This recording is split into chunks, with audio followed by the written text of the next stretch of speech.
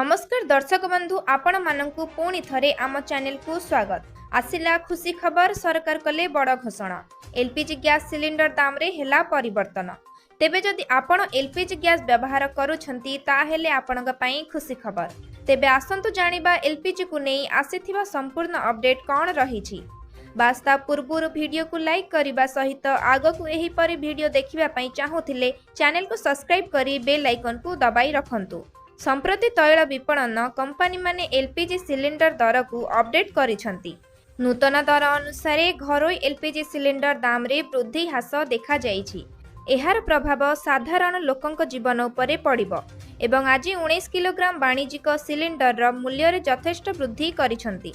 14 kilogram घरोई LPG cylinder मूल्य रे कोनोसी वृद्धि होई नाही। एहा मार्च 7 तारिख रे मूल्य वृद्धि करा जाइथिला। एहा सहित आसंता दिन रे एलपीजी दर आउ बदली पारे बोली सूचना मिलिछि। तेबे दर्शक बंधु ये थिला एलपीजी गैस दर को नै किछि लेटेस्ट अपडेट जहां आपण माने जानिबा को पाइले। तेबे एबे ही वीडियो को लाइक आउ चैनल को सब्सक्राइब करी बेल आइकन को दबाई रखंतु जहां फल रे लेटेस्ट अपडेट प्रथम एही चैनल रे पाई परिबे।